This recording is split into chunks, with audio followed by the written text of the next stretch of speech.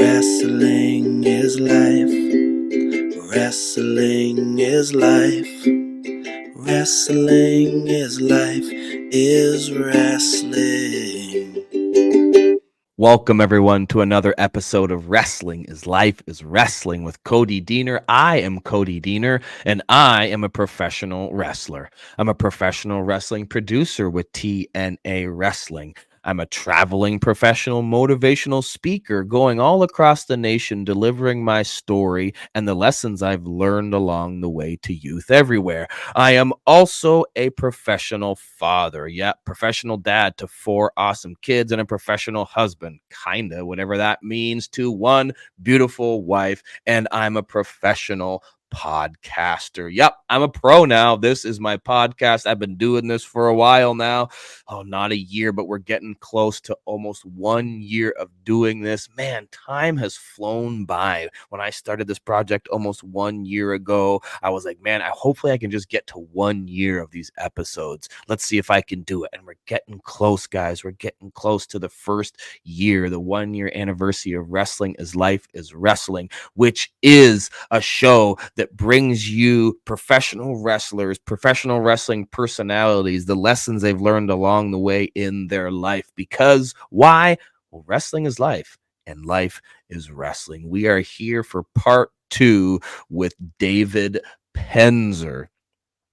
David Penzer is an infamous ring announcer with WCW. He was also a ring announcer for a number of years with Impact Wrestling, which is when I first met David. And if you were here, just for part 2, I suggest if you haven't heard part 1, go back and listen to part 1 last week with David Penzers. I'll wait. Go back into the archives. And while you're at it, go back into the archives and listen to all of our other amazing past guests that I've had over the last year almost. And man, they are just such a plethora of such good talent, good people that all have a unique story and a unique journey in this business, including today's guest. A very, very unique journey. Not a journey where he wanted to be a professional wrestler, not even a referee, not a manager. He became a ring announcer, and how he became a ring announcer is a very unique story. It's a story that you can read about in Sitting Ringside, Volume 1, written by David Penzer and Guy Evans. Go to davidpenzerbook.com and get your copy of Sitting Ringside Volume 1 by David Penzer. That's how you can support David Penzer, but you can support me in a number of ways. One way is by going to prowrestlingtees.com/Cody Diener. Get yourself a t-shirt. Go to cameo.com/Cody Diener. Get a personalized video for you or a loved one. Go to patreon.com/Cody Diener. Why don't you do that? And you can get all the episodes from every single one of my guests early, ad-free, both video and audio right now, including bonus stories with each one of my guests. Why don't you just get a free trial? You don't have to pay me up front. Why don't you just go get a free trial, see if you like it, then you consider becoming a supporter of the show over at patreon.com/Cody Diener. I'd love if you did that. It helps me be able to call myself a professional podcaster. Otherwise, I'm not making any money doing this. I'm just bringing this to you because I believe in the power of story, and I believe in my guests, and I believe that they can share something with you that's different than all the other wrestling podcasts out there. I don't want to be like all the other podcasts. I want to be unique, and I feel like what I'm bringing is a unique thing to the wrestling world and just to the world in general. So I would appreciate the support over at patreon.com/Cody Diener. I'd also appreciate the support from my sponsors, Rest When Dead Clothing on Instagram or restwhendead.ca to shop the entire collection of world-renowned, top-of-the-line fitness apparel. If you need some supplements to up your workout game, why don't you head on over to ceofit.ca. They got free shipping on orders over $120 or very cheap shipping. It's only like $6 in the States or $7.50 in Canada. It's wicked awesome cheap, and any size order, that's the biggest amount you're going to be paying for shipping over at ceofit.ca. All right, let's jump into part 2 with David Penzer, infamous WCW ring announcer. We just left off last week where he said he was going to start putting me over because I was saying in our conversation that, you know what, I actually think about my career in the same way that David Penzer was thinking about it throughout his career, in the sense that tomorrow's not guaranteed. This thing could end at any moment, and I don't feel secure in it. I felt that way. David Penzer felt that way. I've been in this business for 25 years, but let me tell you, there is no job security in the world of professional wrestling. You have to be willing to reinvent yourself, but also bring value to the wrestling world through whatever means necessary. If that means doing multiple jobs, learning different facets of the wrestling business, then so be it. That's something that I've done. I've decided to learn as much as I can about this business in my 25-year journey and contribute to it in as many ways as possible. And that can give me, I guess, a little bit of job security. The more skills I have, the more secure I can be, and I can continue to be involved in this crazy business that I love so much for as long as possible, because it could end at any time. That's what David Penzer always thought. He's like, this could end at any time. How do I keep this wrestling dream alive? Well, I got to get involved in production. I got to get involved in talent relations. I got to continue to do my ring announcing job well. I have to help out in as many ways as possible, get in on some creative meetings. Those are all things that David Penzer's done in his career to make it last as long as it has. And now he's written a book about it called Sitting Ringside Volume 1. But we're right smack dab in the middle of this conversation where he decides, well, he's going to put me over a little bit. I spent a lot of time putting David Penzer and his book over and his journey and the lessons he's learned along the way. Well, he decides he's going to put me over a little bit. And what's he going to put me over for? That's where we left off last week. Let's continue this week for part 2 with my friend, and now yours, David Penzer.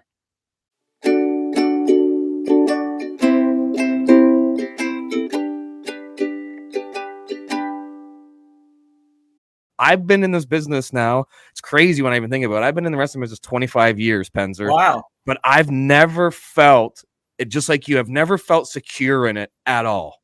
I've never felt like tomorrow's guaranteed.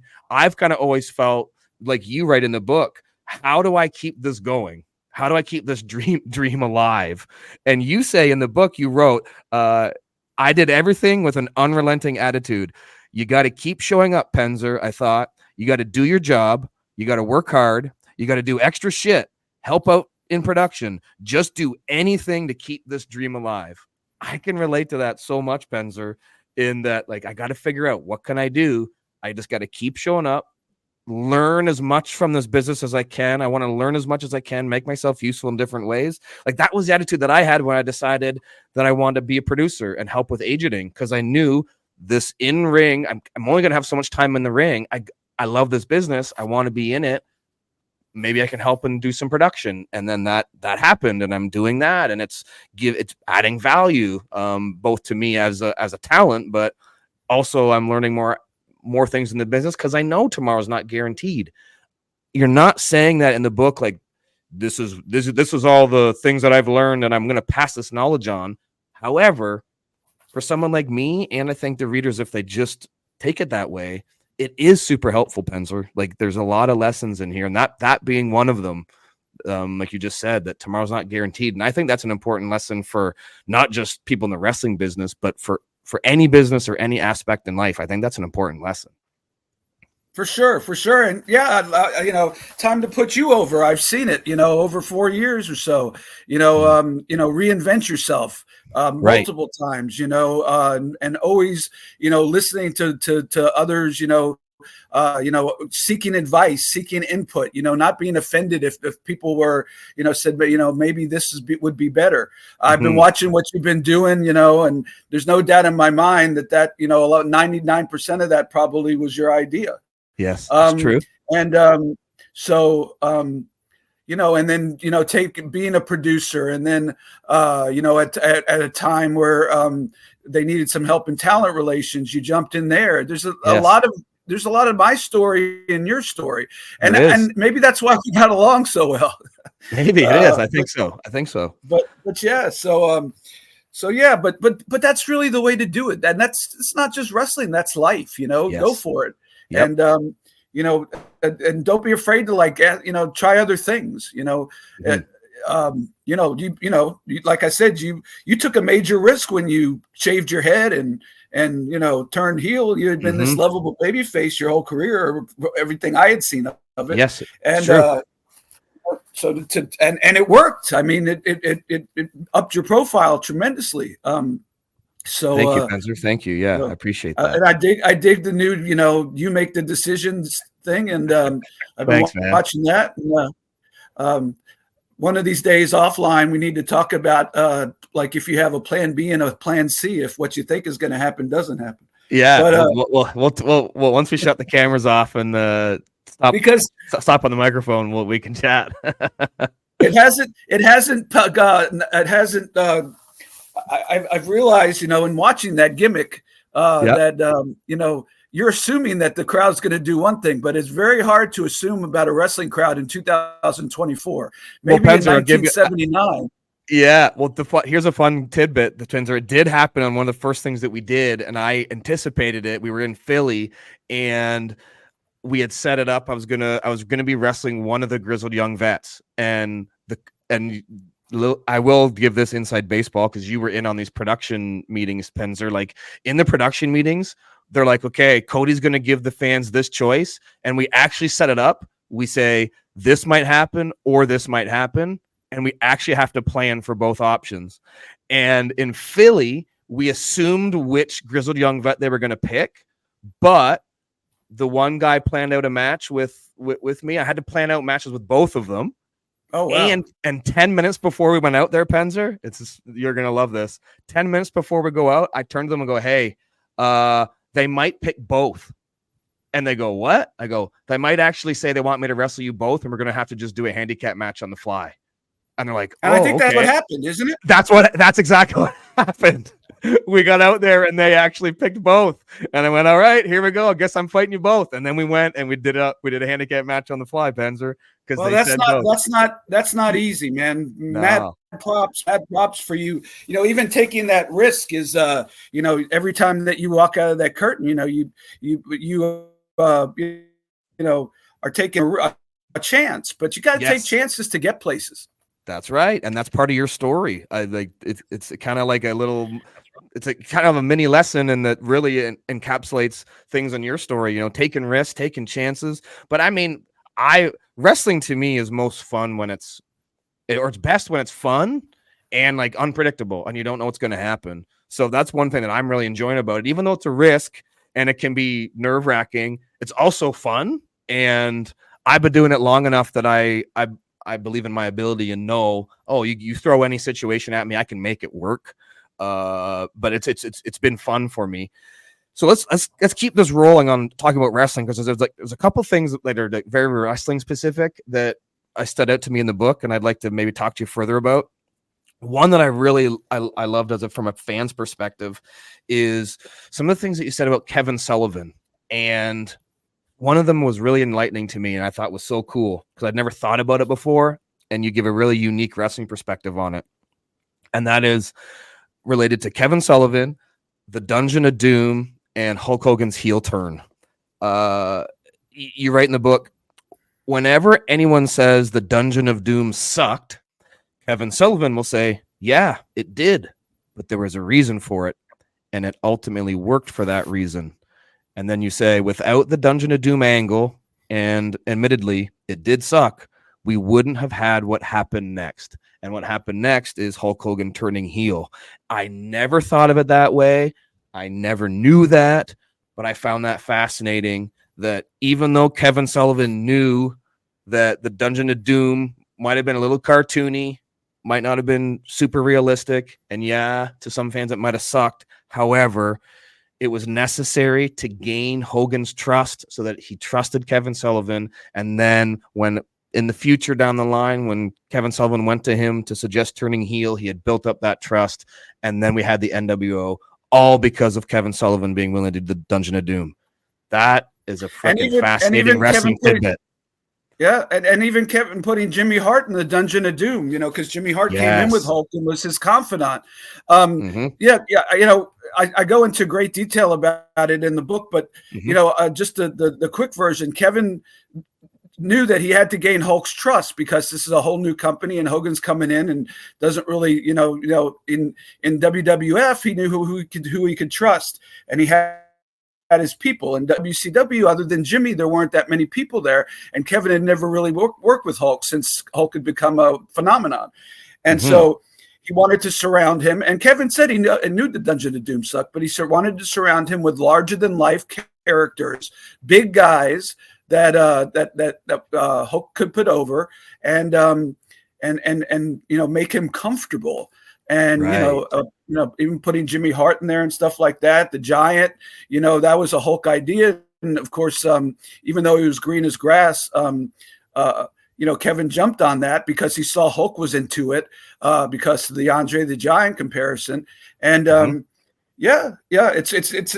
Kevin's an extremely smart guy. He wrote forward to my book. It's kind of a strange journey. He was at the first wrestling show live I ever went to in 1977.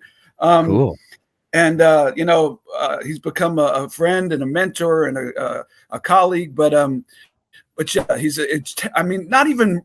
intelligent when it comes to the wrestling business beyond belief. But I mean, he knows things that I didn't know. Like, he once told me, this whole incredible story, and it turns out to be true. And I've told other people about a Nigerian tribe that were Jewish, but ended up in Nigeria.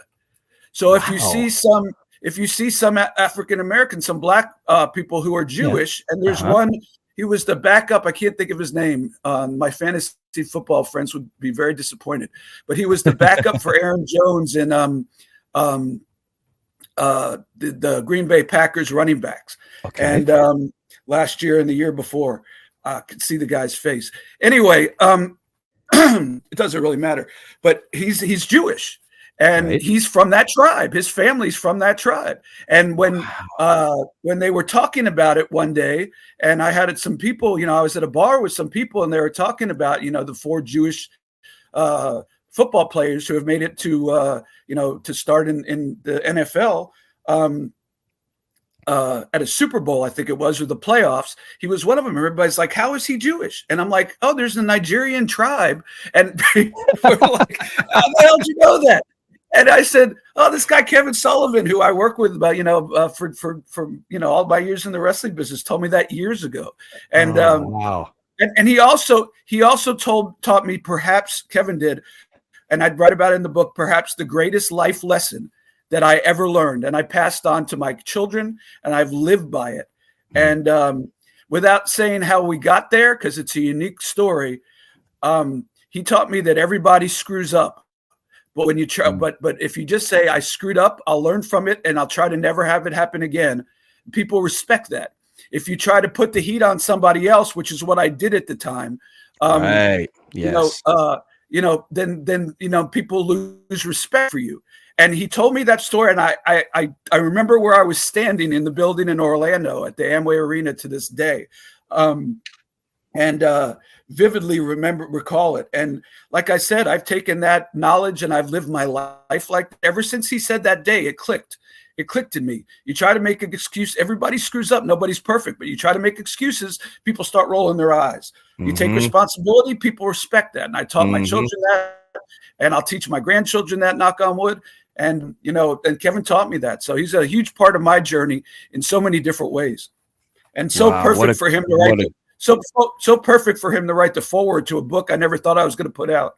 Yeah, what an important life lesson, man. That's a good one. Another one that I gleaned from your book, and it wasn't explicitly said, but it's also wrestling related, is this idea that you should never judge a book by its cover, which I think is a good life lesson. Is not judging people upon first meeting them or what they look like. And to me, I got that from your opinion and when you write about Rey Mysterio. And all the guys were kind of, when Rey Mysterio first came into WCW, and guys are rolling their eyes like, man, who's it? Look at this guy. This is going to kill the business. And, kayfabe's going to be dead because who can sell for this guy? And you write in your book, I'll tell you this, though, 60 seconds into Rey Mysterio's first match, nobody ever murmured shit again. And nobody. Yep. Nope. And you say, I always want to acknowledge that story because the next time somebody walks in the dressing room, how about this 4 rule? before you say anything, wait to see the fucking guy work. What a good idea. That's like a wrestling specific way of saying, don't judge a book by its cover. Let's wait to see what this guy has to offer. Yeah. I mean, Conan, just to flesh it out a little bit more than I even do in the book, I think. Conan had been talking about Rey Mysterio Jr. and all this amazing stuff he would do. And, I think he did some stuff in ECW, but until you were standing in front of him, and I'm a 5'6" guy, you didn't realize, you didn't understand how small he was. Mm-hmm. And, and it got some people murmuring backstage, we didn't realize, he was going to be and like I said, 10 seconds into that match and 30 years freaking later, 25 years later, and as a Hall of Famer, nobody's ever said that crap again that I've heard, because, he went out there and did things that nobody thought were possible, and that the fans went crazy for him. The boy, if you remember correctly, probably a couple of months after he debuted, Kevin Nash put him over. Here's a 6'9" guy putting over Rey Mysterio. That's how much he impressed people with the things that he could do. Size all of a sudden didn't matter, because he could do things that nobody else could do. He could be Superman, even though he was 5'3". And it's I always acknowledge that. And Rey's a super guy. I'll never forget. I was at in New York City at WrestleCon. And, there's certain talent that, have like in those wrestle conventions that have like lines like around the corner and then around the other corner. And Rey was there with Conan and was one of those guys. And I walked up and just said hello. I hadn't seen Rey since WCW. And this was probably 6, 7, 8 years ago. And he had a line. His line had lines. And this was his first, I think, appearance at a wrestling convention, because he left WWE for a time. And I went up and shook his hand. He gave me a hug, and he stopped the line for 5 minutes. He said to the guys who were taking the pictures and stuff, "Hey, give me 5 minutes just to catch up with me." Yep. And I mean, who does that? I don't know that I'd do that. Right. Not that I have a line that needs a line or anything close, but just what a good guy. And that's why I like to tell that story, because don't take people, don't you can't assume what people bring to anything in life. That's right. You just can't assume. One of the top realtors in our market has been doing real estate for a year and a half. And usually that doesn't happen. Usually it takes a good couple of years to even, start, having some success. This girl's breaking records after a year and a half. And I went up to her, I saw her in my office, and I asked her for some advice, and she gave me great advice.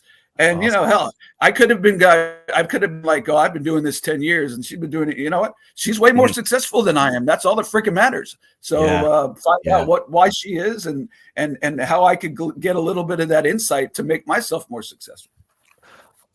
That leads perfectly into my next thing I want to talk about, Penzer, because I think this is really interesting. It's something, not being too proud to ask for advice or ask for feedback. That's something that jumped out at the page for me when you were talking about Roddy Piper.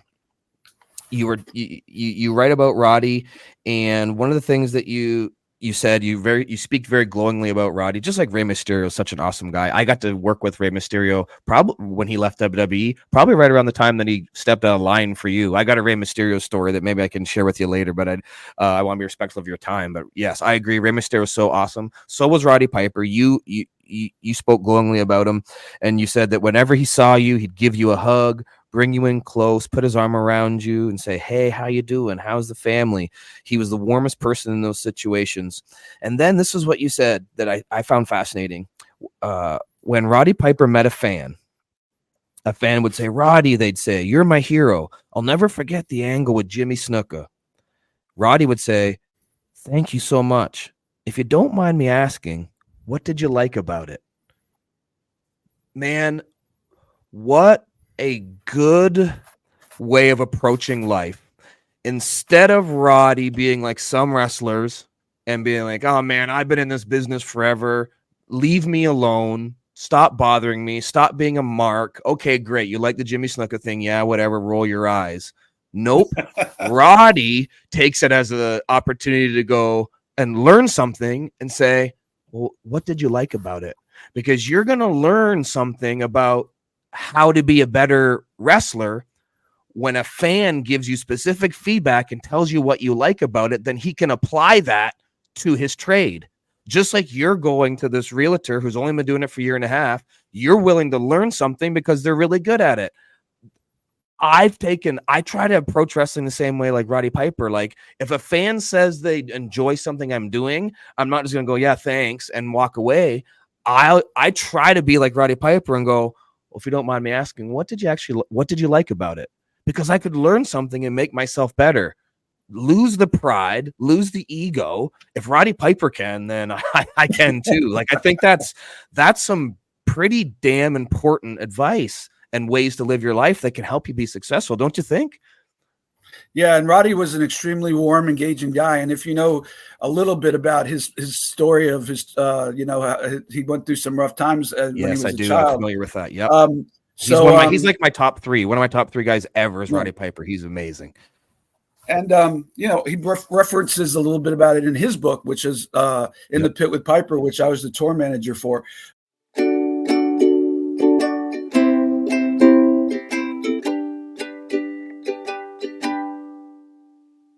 It's review time. Let's take a minute right now to take a pause from this conversation to do a supplement review brought to you by CEOFit.ca. Today's product is by the Iron Brothers Supplements. They talk about grit, guts, and glory. That's their byline, and they are an awesome company. Let's talk today about Ruthless Pre-Workout. Specific flavor, raspberry ice pop. Now, I'm not a big pre-workout guy. I've never been one of those people that has to make sure that I get a pre-workout into my system before I start pumping iron. So I just decided, well, you know what? I want to start testing out some of these supplements that I'm going to be advertising on the show, and I'm not going to advertise something until I use it. So like I said, I'm not a pre-workout guy. I'm not big on them, but I might as well give it a shot. Let's see if I like it and approve of it and give it a thumbs up before I start hyping it to my listeners. Well, let me tell you, there's a lot of positive things about this. Number one, it's made in Canada. I love that. It's from Lucasville, Nova Scotia. That's where the Iron Brothers Supplement Company is located. Look at that sweet logo, by the way. If you're watching this on YouTube, they got a really cool logo. And this pre-work just gets you jacked, bro. Like, it just gets you so pumped.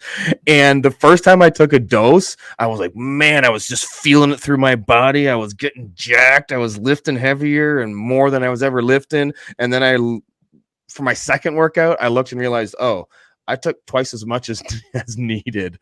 The suggested serving is actually only half a scoop on this thing. You need barely any of it. So the taste isn't super overwhelming. You don't need to have a lot of water. You don't need to like chug this giant thing of water so then you feel bloated during your entire workout. Nope, you just put a half a scoop in there. It gets you jazzed. It gets you ready for your workout. You just do it 20, 30 minutes before your workout and you are ready to go. So thumbs up from Cody Diener for the Iron Brothers Ruthless Pre-Workout Raspberry Ice Pop flavor.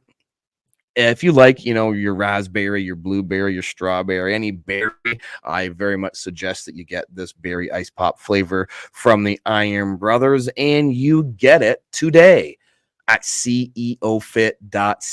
Orders of over $120 get free shipping. But hey, if you just want to get this, no orders over $20, that's fine. I mean, the super cheap shipping. It's like $7.50 in Canada or only $6 in the US. We ship all over North America at CEOFit.ca. So if you want some pre-workout or any of your top of the line supplementary needs, where do you need to go? You know where to go. CEOFit.ca. What's that? I said CEOFit.ca.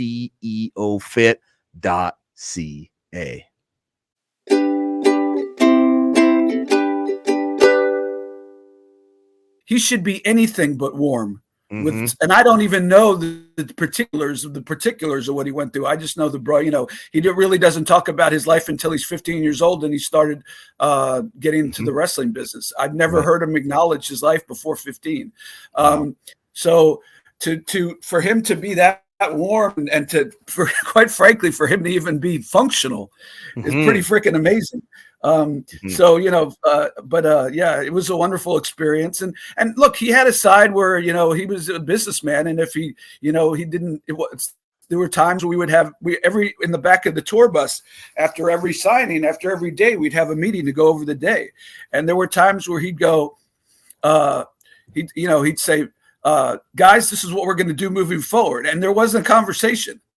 It was, it wasn't, what do you like about this? What do you not like about this? All of a sudden he went from being, a guy who was appreciating the fans that appreciated him to a guy that realized that he was funding this thing, trying to make money off of it. And he was going to go with his gut, not in a nasty way, but it wasn't a vote. It wasn't like, who thinks we should do this? It was Roddy Piper saying, I'm making a decision and this is what we're going to do. And I want all you guys to implement it. And we did. Right. I bet you, Penzer, we could probably have an entire podcast just about that Roddy Piper book tour. Oh my God, I'm sure you got some crazy stories of being a tour manager and doing that. That's fascinating. One thing that I always loved about Roddy Piper and why he's like one of my top guys that I study, both from a promo standpoint and from an in-ring perspective, is he was always about emotion. Like, it wasn't about the spots that you did or, the cool move that you did. It was always about, okay, I'm going to make my audience feel something. They're going to have an emotional attachment to what I do. And there's people like myself that are Roddy Piper fans to this day and always will be, because anytime as a kid when I watched him, and then even now as a seasoned performer who still watches this stuff, I feel something every single time Roddy Piper does something. And he put a lot of thought into it, just like you do, quite frankly. I don't want to sound like an ass kisser, but I know you do too. And he put a lot of thought into everything that he did. As far as, getting a reaction from the crowd, whether it was a heel in Piper's Pit or a baby face against the heel Hulk Hogan, he ran, he did what we all say everybody should do. He would, run ideas past people. He would ask me for ideas, about stuff. Which is an honor, quite frankly. And, any idea to him, or like you said about the guy asking, what do you like about the, he just wanted, he didn't see himself like look, he was a star. He was a huge star. One of the biggest stars in the business. And I'm not saying the guy didn't have an ego, because it's hard to be at that level and be successful if you don't have somewhat of an ego. But he genuinely to hear what other people said, whether it was me or the fan that was talking to him at the book signing, or it was Eric Bischoff, or it was Vince McMahon, Dusty Rhodes, or the guy who or like the referee. It didn't matter to him if he could help, like you said, make you feel something. He didn't care where that came from. He just wanted that to be the final way it happened. And, it wasn't so proud to say, it's my way or the highway. Now, on the business stuff, he did. But on creatively, he never said that. And the other thing, if you notice, Roddy always he never said wrestling. He always calls it a fight. And Roddy, to Roddy, it was real. It was. I mean, he was kayfabe. There's a time in WCW where they did an angle. I think I know I talked about it in the book, and there's like 15 police officers trying to hold him back, and this guy's fighting for his life. This guy's fighting for his life to try to break away to go get at Hogan. And I looked at that and I'm like, people would say, oh, that was, he's just trying to. No, he was really trying to get Hogan. Yes. I mean, he was really trying to break away. That wasn't like a work. He was really trying that in his mind. It was a fight. Did I tell you my Roddy story when I actually got to work with him and he had a baseball bat? Did I tell you this story? I don't think so. Oh man. So this is so it encapsulates what you just said. So I'm on this indie show. I'm very young and I'm super excited. I'm going to be on the show and Roddy Piper's in the locker room and Jimmy Hart was actually helping backstage doing some production. So Jimmy Hart pulls me and then like about 10 other extras over and is like, for the segment that we're going to do on this show, it was a pretty big indie show at this baseball stadium. It's called the Ballpark Brawl. It was in Buffalo, New York. And Roddy at the time was doing, he had just returned. He was doing some stuff with, had just finished up a thing with Sean O'Hare. He did a kind of a short run with him on SmackDown. And he was going to do a Piper's Pit on this show. So Jimmy says, oh, everybody got to come and talk to Roddy, but daddy. So we all go, we sit down and Roddy Piper's sitting in this chair and there's 10 guys sitting around him. And Roddy's really quiet. And he says to everybody, okay, I'm going to do the Piper's Pit tonight and I'm going to say something. And then my opponent will say something.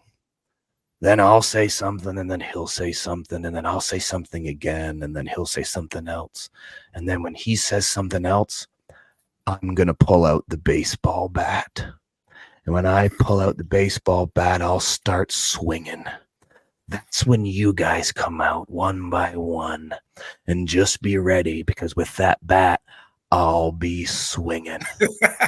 Yeah, and he goes, you guys got it? And everyone's like, oh, yes, sir, yes, sir. So I'm like, okay, cool. So we go out there, and he's got his bat, and everything's cool. So segment goes down. There's 10 of us guys, right?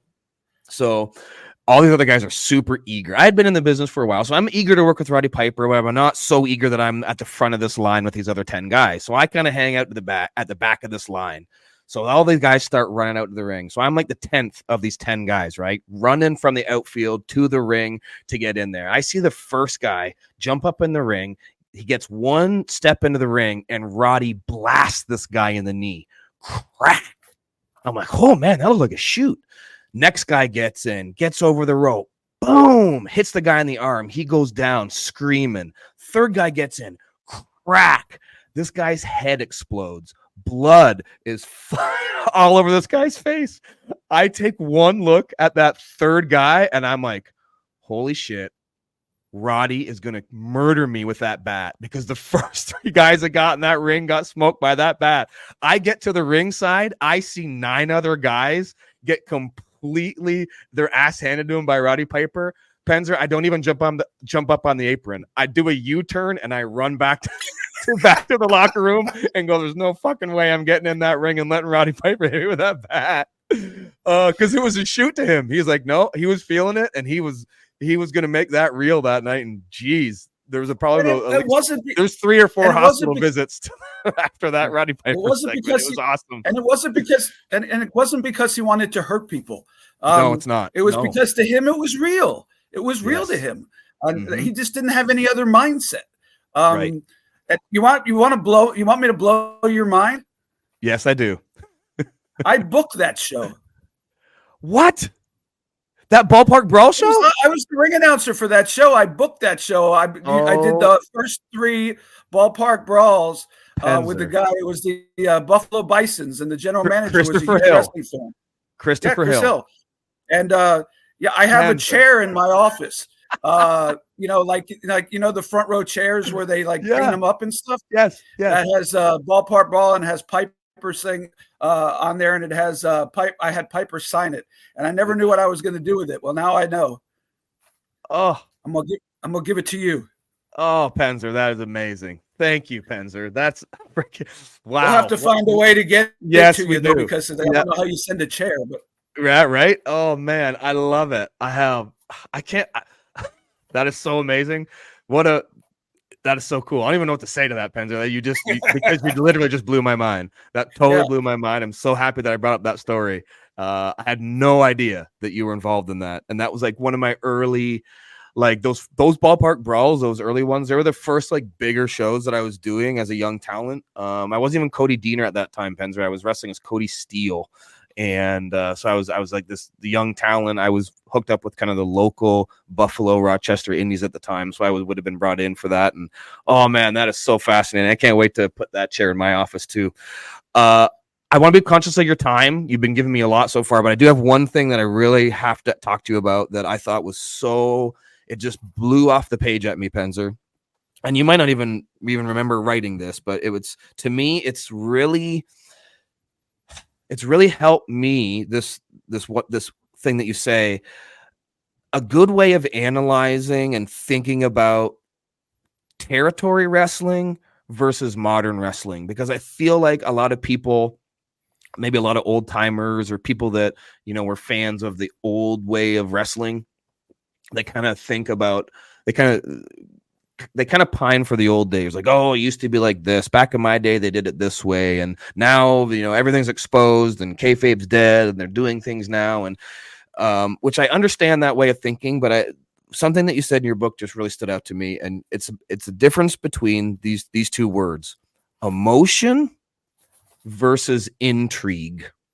And you say in your book, when you're talking about, you're talking about how Vince McMahon had kind of broken kayfabe and he exposed the business to avoid some commission things, and how some of the fans are kind of hanging out at the hotel bar, and kind of kayfabe is changing, in that late 90s era. And during the Monday Night Wars, it was kind of starting to change the fans' perspective on wrestling.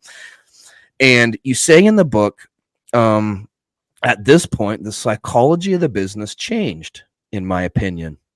It became less about generating emotion and more about generating intrigue around storylines and building towards pay-per-views on a monthly basis. Penzer, that frickin' nails it. That switch that I think happened, because I'm someone who really loves going back to like Roddy Piper, who was all about the emotion of something. Well, when kayfabe, quote unquote, is on its way out, it's harder to hook somebody emotionally when they kind of know all the think they know a lot of the inner workings and what's kind of happening behind the scenes. So in modern wrestling, it's a lot more about, well, let's build intrigue to sell something rather than building emotion, because that they're two completely different things. I don't even know if you remember writing that in your book, but man, that stood out to me, Penzer. This idea of emotion, which is a lot more of a territorial thing, versus intrigue, which I think is a more modern type of way of booking and looking at things. And you can get emotion, but it's hard. Yes. I can't remember the guy's name, but we're in Chicago and for Impact, and they brought in one of the top lucha libre guys from Mexico. Mm-hmm. I think he's with AEW now, but he got hurt and he's been sidelined. I could see him, you guys did a battle royal where the winner was going to get a shot at the new the world championship. And if I remember correctly, it came down to Eddie Edwards, another guy, and this Mexican guy, and the fans were huge lucha libre fans. They were going nuts. And when Eddie threw him out and eliminated him, that was legitimate heat. Yes. They were pissed. They in their minds, their hero was going to be in line for the next world championship. And when Eddie, and the way he sold it was perfect. And I remember telling him, hang on to that, man, because that is so hard to get now. But he was able to pull it off, and you can pull it off. But yes, but it's hard because you really have to suspend your disbelief. When I was a kid, I didn't even think about is wrestling real or fake. It was just wrestling. I didn't. Interesting. I didn't even. It never was a question to me. I was 11 years old, so I don't know. How much breakdown an 11-year-old puts into that. But even when I was a teenager, it was just wrestling. I didn't even think about it. Now it's a big deal. So, I'm glad you like that. And it's just one of the things that really stood out to me, Penzer. Yeah, when you can get emotion. Yeah, when you could get pure emotion, man, that you're really doing something special in 2024 because it's not easy. Well, you're someone who got to experience the height of professional wrestling. Like, you were literally sitting ringside for some of the most memorable moments of some of these listeners are listening to us right now, some of their most memorable, their childhood memories of, you know, whether it was Ric Flair coming back as part of the Four Horsemen when Arn Anderson, you know, pretended to be like, oh, I got a case of the Alzheimer's, and then brings out Ric Flair, or Goldberg beating Hulk Hogan for the WCW Championship. You know, some of these huge moments in wrestling where the emotions were high, the pop is like nothing you can even describe to somebody. You know, I'm sitting in my living room watching this as a fan, but you were literally got to sit ringside for some of these moments and take that in. As a final question, I guess, can you even describe the feeling of those moments of being able to sit there for that? No, I can't. It's unbelievable. I have goosebumps now. It's unbelievable that I was able to pull off what I was able to pull off. And, you know, I didn't, you know, I'm not trying to put myself over again. There's a lot of luck and there's a lot of hard work, but, you know, it humbles me in a way that I don't think I've ever been humbled when people put it that way and say stuff that I'm actually getting emotional now. You know, that I've gotten to, you know, be a part of those moments. You know, that I got to practice, you know, hear Arn practice his speech, you know, even knocking on his head, you know, driving down the road, even knocking on his head, saying, oh, got a tad bit of Alzheimer's, ladies and gentlemen, Ric Flair, you know, that he practiced that speech on me driving from one town to another. Amazing. It's just, I'm sort of speechless, which doesn't really happen ever. But the way you've set that up, it's brought something out of me that I'm not normally emotional about these type of things. Pretty transactional, but no, I'm grateful and I'm incredibly lucky. And anybody that gave a shit, that was a fan, that, you know, was a wrestler, that I was a part, I was around, you know, I'm just blessed to have gotten to, you know, thank you guys. Thanks to anybody who gave a shit. It means more than you'll ever know. Well, I think that's a great place to end, Penzer. Thank you for your time. You say that you're kind of speechless, and that's okay, because you weren't speechless so much that you weren't able to put down some of these feelings and some of these ideas into book form, and you were able to come up with Guy Evans, come up with an amazing volume 1 of Sitting Ringside. So I really want my listeners to go to davidpenzerbook.com, get themselves volume 1. I've thoroughly enjoyed it. You've heard today in this conversation just a couple snippets of things that I've been able to pull out of it, but there's so much more. And Penzer, I haven't even had a chance to go through in detail the scrapbook bonus material. Like, I can't wait to do that. I haven't done that yet. I'm really looking forward to, like you said, looking at the evolution of these format sheets. Just that in itself fascinates me. But I'm also really glad that Guy Evans convinced you to share your story rather than just share the formats in scrapbook form, which I think is so cool, and I think fans are gonna love. Like I said earlier in our conversation, I believe in the power of story. I believe if we just stop and listen to other people's stories, we can learn from them and learn from their journey. And I'm really glad that Guy Evans convinced you to put your story down in, you know, biography form. And it's an awesome one. It's a story that I think people need to read and need to hear, so they can go and they can get volume 1. And I guess I'll end up by saying I can't wait for volume 2, Penzer. I appreciate that. You got me. No, I don't think anybody's ever gotten me emotional before about you know, wrestling, that as far as on an interview. But I'll say this, and I mean it. I've done a ton of interviews, obviously, in the past month or so, and I've enjoyed every single one of them. But this one was my favorite. So thank you, Penzer. I think there's a chemistry that you and I have, or maybe a chemistry that you have with everybody, because you're a smart, intelligent, thoughtful person. And I really appreciate the attention to detail and all that. And hey, just do me a favor, leave a review on Amazon. All right, no problem. I'll do that right now. And so will my listeners. So everybody listen to this. You guys go first of all, you go buy the book, go to Amazon, buy the book. Cause like Penzer said, you can get anything on Amazon. So go buy that book. And then when you love it, go write a review on Amazon. I'm going to do that. I'm going to literally do that right now, Penzer. Once we get off this call, I'm going to do that. I'll put you over. I'll put you over here to my listeners. I'll put you over on my socials, and I'll put you over on Amazon. We'll go do that. And so will my listeners. So thank you, Penzer. You're the man. Thank you. I thoroughly enjoyed this, and I appreciate it. And please tag me when you put it up, so I could let everybody know what a special discussion this was. Will do, man, for sure. Thank you, Penzer. Yes, sir. You'd be good.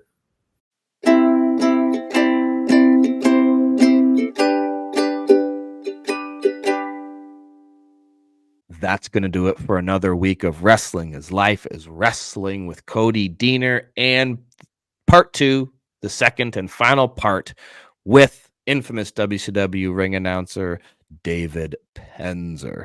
Hopefully you enjoyed that conversation. I know I did. I also enjoyed the book, Sitting Ringside Volume 1. If you enjoyed the conversation or you were enticed to learn more about this book, why don't you go to davidpenzerbook.com. Consider buying a copy of this book and seeing the formats that we were talking about. Man, it's wrestling history. The final format for WCW Nitro, the final format of the show that ever existed for WCW, is in this book. It is fascinating. And just even seeing the evolution of the format sheets, how they were done in the early days of WCW, and then how you can see them progress. There's some format sheets there.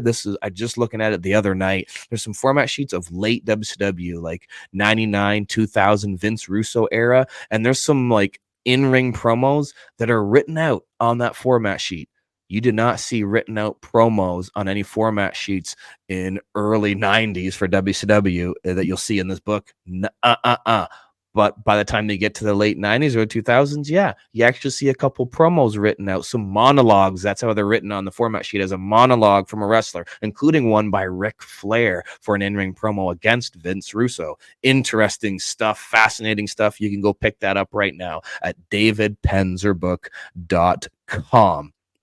Next week, we will have a new guest for you. If you want to find out who that guest is, you got to follow me on social media at Cody Diener, and I will be letting you know who next week's guest is and putting up the full conversation early and ad-free over on my patreon.com/Cody Diener. So if you don't want to miss it, sign up right now for a free trial. It's not going to cost you a cent. Sign up for a free trial over at patreon.com/Cody Diener. You'll get a message that, Cody's uploaded the new content, a full conversation and bonus stories with next week's guest, early and ad-free, over on patreon.com/Cody Diener. That's one way you can support me. Another way you can support me is by going to prowrestlingtees.com/Cody Diener. Get yourself a t-shirt. Go to cameo.com/Cody Diener. Get yourself a personalized video for yourself or a loved one.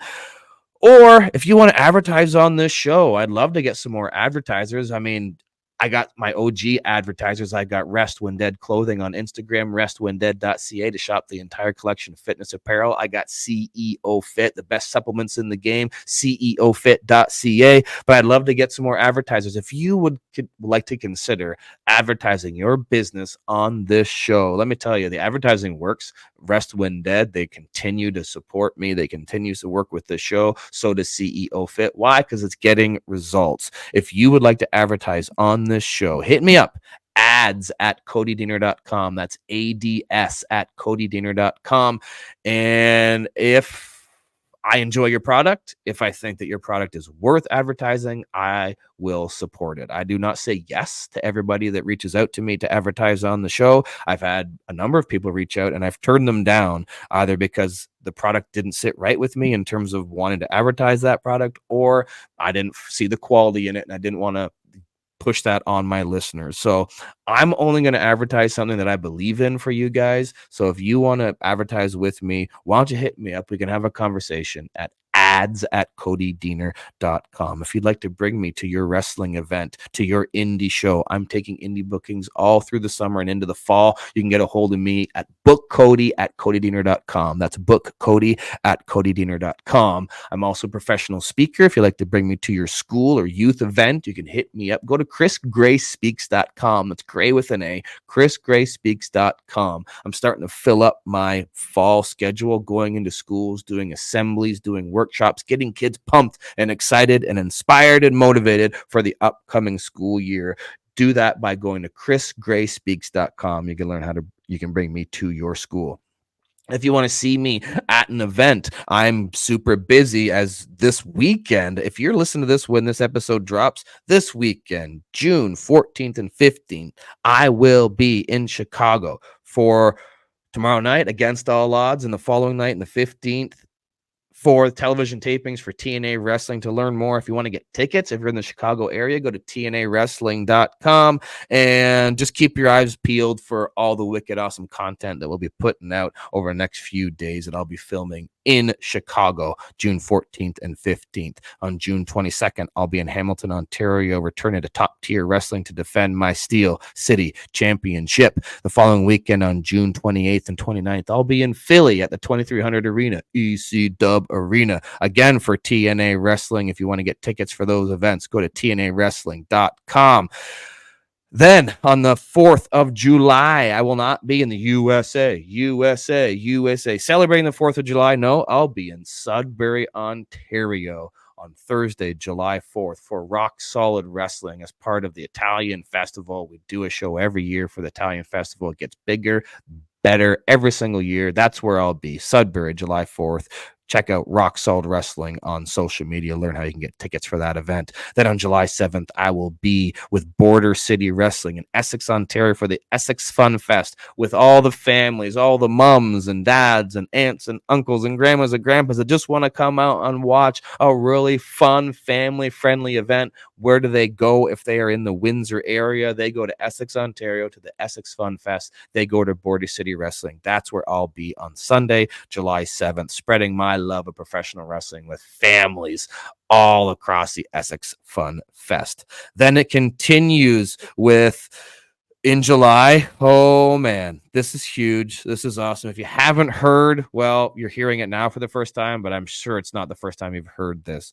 On July 20th and 21st, it's Slammiversary. And where is it? It's in Montreal, Quebec, Canada. I am super stoked, not just to be returning to Canada with TNA Wrestling, but to be going to the infamous place where there's so many amazing wrestlers. Historically, what an awesome wrestling town Montreal is. It's a beautiful city. They have beautiful people. And they have some beautiful professional wrestlers that have just helped this sport continue to grow over the years. I think you might just see some of those historical figures be associated with TNA Wrestling at Slammiversary. I don't know. You never know who might show up at Slammiversary, especially if Slammiversary is going to be in Montreal. Well, you know that 2 TNA performers are going to be there in Montreal. You're definitely going to see PCO, and you're definitely going to see Speedball Mike Bailey, as well as all the other TNA stars on Slammiversary weekend, July 20th and 21st. Go to TNAWrestling.com, get your tickets for that, and see how you can watch that on PPV. Are we still calling it that? PPV? I'm going to call it pay-per-view to the day I die. I'm not going to call it a premium live event, even if that's what it's called now. I don't know. I'm not calling it that. It will always be pay-per-view, even though pay-per-view outlets might not even exist on cable networks. Whatever. I've been in this business long enough. I will always just have an affinity for pay-per-views. That's what it is. And I would love to see you in Montreal live if you can be there, or at least supporting TNA and the awesome show that we have with our yearly event, the big tentpole show, Slammiversary. I would also love to see you back here next week because I have a guest who I have some history with.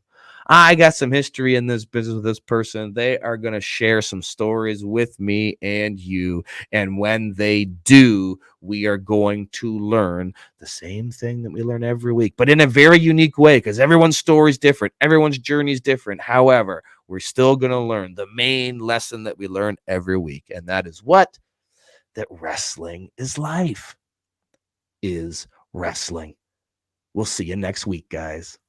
Wrestling is life. Wrestling is life. Wrestling is life. Is wrestling.